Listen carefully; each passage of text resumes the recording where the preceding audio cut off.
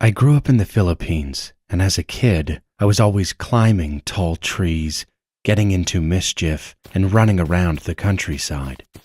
That wild, curious energy pretty much defined my childhood. I was about 10 years old, just lounging in my room, bored and restless. Then something outside caught my eye. There was a rambutan tree, its bright red fruit ripe and ready to be picked. The tree stood next to an old set of ruins near my house, a place we were always told to stay away from, but never really listened. I climbed up the rambutan tree, completely focused on my prize. I sat on one of the branches and started eating, with sweet juice dripping down my chin. That's when I saw something move. In the shadowy window of the ruins, something flickered, just for a second, then vanished. I rubbed my eyes, thinking I was seeing things. That place had been abandoned for years. No one lived there. No one could live there. As I was finishing my first piece of fruit, it happened again. Only this time, it didn't vanish. It stopped, and it stared back at me. Two figures were standing in the broken window. They were humanoid, but not quite. Their skin was leathery, their bodies round and bulky, and their backs were covered in something that looked like a turtle shell. Their eyes glowed red, and their mouths, if you could call them that, were jagged like a snapping turtle's jaw. A chill raced down my spine, and my whole body locked up in fear. I lost my grip and fell. I hit the ground hard, scraped up and bruised. I scrambled to my feet and ran barefoot all the way home. I didn't care about the pain. I didn't feel it. I didn't care that I'd left my slippers behind. I just knew I had to get away. I never told my family what happened. I figured they wouldn't believe me, or worse, they wouldn't care. Years passed, and I almost convinced myself it had just been my imagination. Then, one day, I was talking to my grandmother, and she started reminiscing about an old house nearby, one that had been abandoned for decades. I asked her why no one ever bought the place. Her answer stopped me cold. "Well," she said, "I can't blame them. 2 people hung themselves in that house."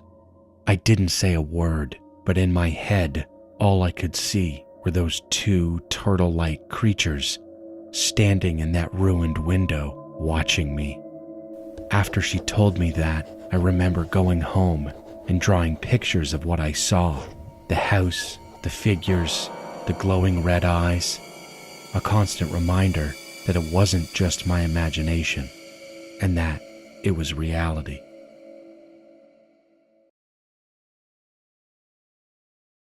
This story happened to me back in 2014 when I was in 4th grade. Back in the day, all of my classmates and I used to talk about this fictional horror character called Slender Man. You might be familiar. He appeared in some of the horror movies that were made at the time, so everyone at school knew about him. Anyway, one night I was sleeping alone in my room when I had this nightmare about Slender Man. In the dream, I was at the local aquatic center getting ready for my swimming lessons. Then I saw Slender Man standing in the middle of the hallway between the locker rooms, just looking at me. He started chasing me. I ran as fast as I could in the dream and woke up just before he could touch me. Unfortunately, the story doesn't end there.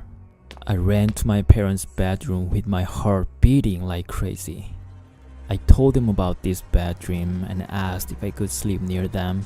My parents agreed and let me sleep in the middle of their room. I think it was about 30 minutes before I woke up to this loud noise. My dad woke up too and figured out that the house's fire alarm had been going off for about a minute. My parents checked around the house, searching for any signs of fire, but there was nothing wrong. So at this point, I was really scared. But my parents went back to sleep, and eventually, so did I. My parents told me that the fire alarm was faulty, and that's why it went off randomly in the middle of the night. But this had never happened before in our entire life staying in this house. Since then, the small part of me has always wondered if there was a connection between my nightmare and that seemingly random malfunction. This happened back in 2015. I live way out in the country, miles from town, with no real neighbors nearby. So seeing a random person walking around our property, that would already be strange, and that's exactly what happened. My dad was outside when a man came out of nowhere and offered him a Pepsi. Just like that, no introduction, no explanation, just, "Want a Pepsi?" My dad said no, smartly, because who knows what could have been in that drink. After he declined, the man left. Later that day, we were heading into town. My mother, father, my two sisters and I all piled into the truck, ready to make a quick Walmart run. Now, to give you a little background, we're surrounded by orchards out here. Almonds, pistachios, grapes, endless rows of trees in every direction. So, to get to town, we have to take this long dirt trail winding through all that farmland.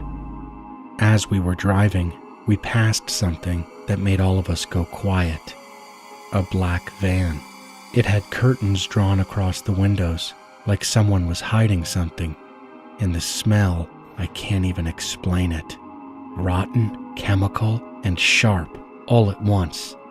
It made your eyes water.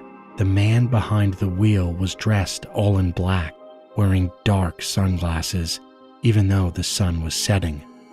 And when he looked at us, he smiled. Not a friendly smile, a smile that made your skin crawl. I knew right then, something wasn't right. We made it to Walmart, did our shopping, and came home. But as we pulled up to our driveway, something felt off.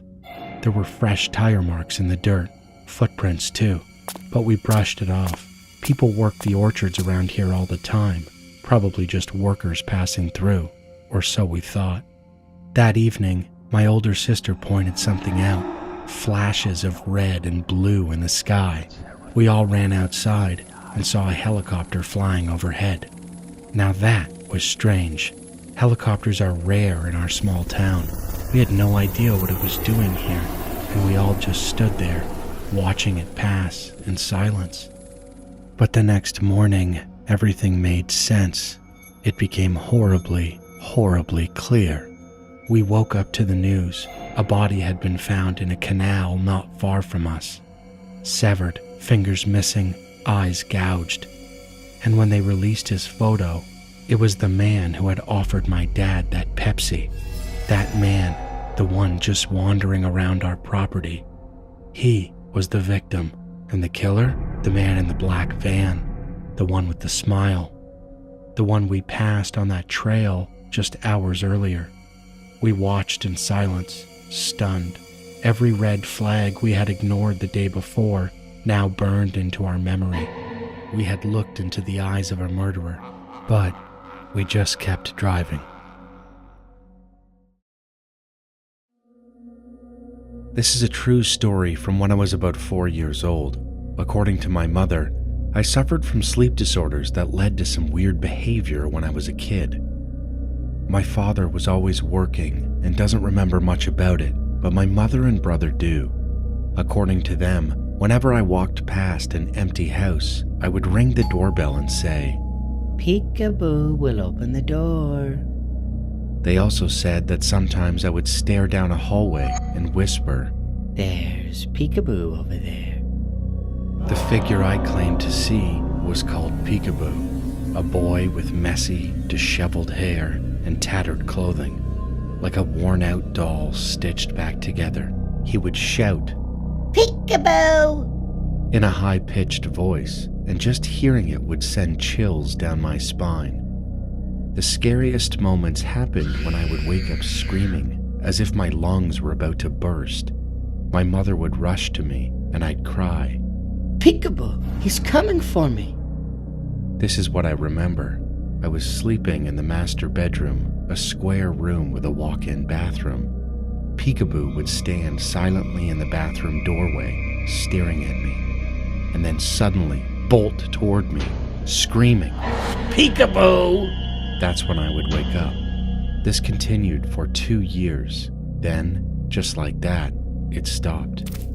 Around the same time, my parents were going through a divorce, and my mother eventually left our home. Afterward, I split time between my mom's house and my dad's house. When I was about 10 years old, I asked my mom if she remembered anything about that strange house. She looked at me with a serious expression and said, "Emmett, that house was built on a spiritual foundation. When I would wake up at night, I could hear something moaning and growling under my bed and beneath the master bedroom." I felt like I was going to throw up when I heard that. Who was the boy I saw? Who was Peekaboo? Was it the devil, or was it something else? I guess I'll never really know.